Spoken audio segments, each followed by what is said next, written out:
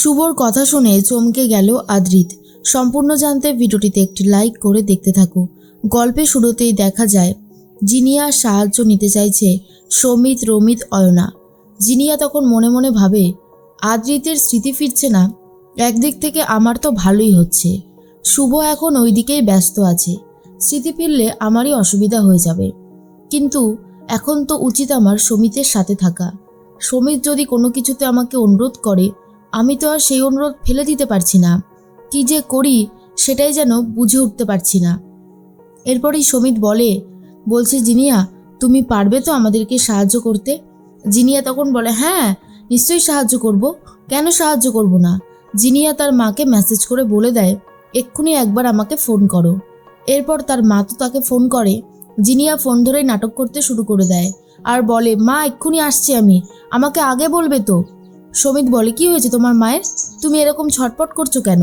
জিনিয়া বলে, আসলে আমার মায়ের শরীরটা ভালো না, প্রেশারটা আপ ডাউন করছে, আমাকে এক্ষুনি যেতে হবে, সরি আমি তোমাদের সাথে থাকতে পারলাম না।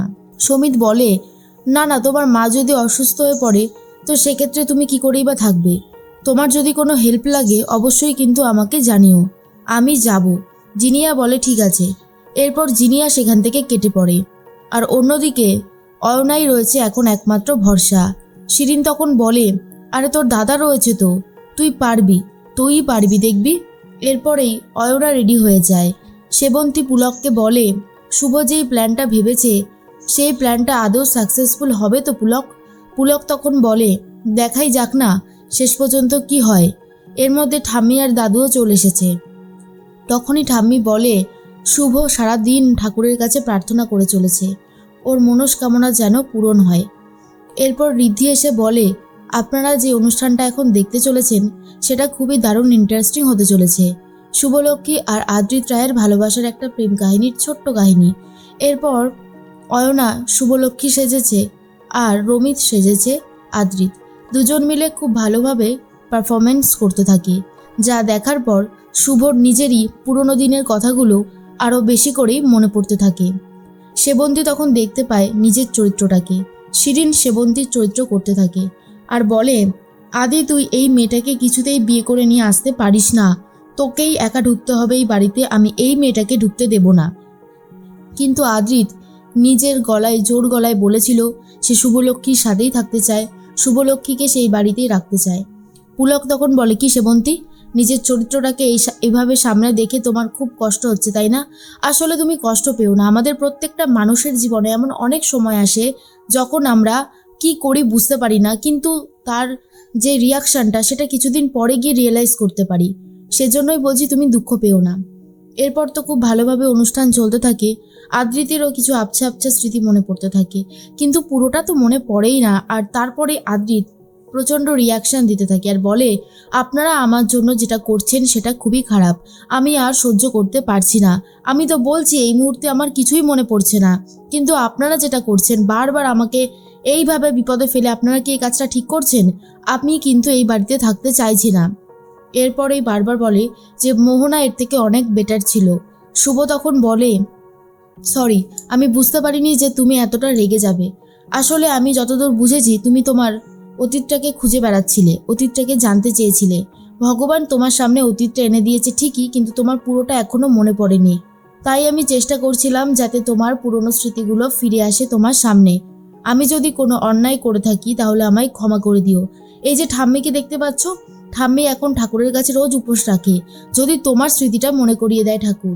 মাকে দেখছো, মা প্রতিদিন সকালবেলায় ঘুম থেকে ওঠে আর ভাবে আজ হয়তো সেই দিনটা যেই দিন তোমার স্মৃতি ফিরে আসবে। আমরা প্রত্যেকেই কিছু কিছু চাই যেটা তুমি হয়তো বুঝতে পারছো না। আর আমার আদিকে তো আমি চিনতেই পারছি না, যে আমার গোটা পৃথিবী ছিল, কেন জানি না সে আমার থেকে গোটা পৃথিবীটাকে কেড়ে নিয়েছে। এর মধ্যেই সবাই খুব কষ্ট পায়, এক এক করে সবাই চলে যায় আদ্রিতের থেকে। আদ্রিত একা হয়ে যায় আর রিয়েলাইজ করতে থাকে সবার ভালোবাসা যদি আদ্রিত না পায় তাহলে আদ্রিতের অবস্থা আরও বেশি করে খারাপ হয়ে যাবে। এরপর জিনিয়া এসেছে সমিতের কাছ থেকে সবটা শোনার জন্য। সমিত তখন বলে, দাদা ভাইয়ের স্মৃতি এখনও ফেরেনি, দেখা যাক কবে ফেরে। তুমি বসো, আমি তোমার জন্য একটু কফি করে নিয়ে আসি। সমিতের ফোনটা ঘরেই ছিল, সমিতের ফোনে ফোন করছিল তুলি। আর তখনই ফোনটা ধরেছে জিনিয়া আর বলে, তোমার সাহস হয় কি করে সমিতকে ফোন করার? এর পরবর্তী সময় তুমি যদি কখনো ফোন করেছো তাহলে কিন্তু তোমার হিসাব আমি নেব, কথাটা ভালো করে মাথায় রেখে দিও। এদিকে দেখা যায় আদ্রিত আসছে আর তখনই শুভর সাথে দেখা হয়। শুভ আর একটা কথাও বলতে চায় না আদ্রিতের সাথে। আসলে যেটা হয়েছে সেটা শুভলক্ষ্মী নিজেও মেনে নিতে পারছে না, কারণ এই আদ্রিতের সাথে শুভ নিজের আদ্রিতকে মেলাতে পারছে না। আর অন্যদিকে আদ্রিতের স্মৃতিও ফিরছে না, আর উপরন্তু বারবার করে মোহনার নাম নিতে থাকে আদ্রিত, যার জন্য শুভলক্ষ্মীর আরও বেশি করেই খারাপ লাগতে থাকে। কিন্তু সেটা বলে বোঝাতে পারে না আদ্রিতকে। মনে মনে একটা কথাই ভাবছিল শুভলক্ষ্মী, যদি আদ্রিতের স্মৃতিটা ফিরে আসতো তাহলে হয়তো অনেক ভালো কিছু হতো, কিন্তু ভগবান বোধহয় সেটা চাইছে না। এর মধ্যে আদ্রিত ভাবে, শুভলক্ষ্মী কি সত্যি আমার থেকে এবারে দূরে চলে যাবে? ও কি আমার সাথে আর একটা কথাও বলবে না? পুলকের অবস্থাও খুব খারাপ, ঠাম্মি দাদু কেউই এটা মেনে নিতে পারছে না যে আদ্রিতের স্মৃতি কিছুতেই আর ফিরছে না। এটা তাদের জন্য মেনে নেওয়াটা অনেক বেশি কঠিন হয়ে দাঁড়িয়েছে, আর কি করবে নিজেরাই বুঝে উঠতে পারছে না।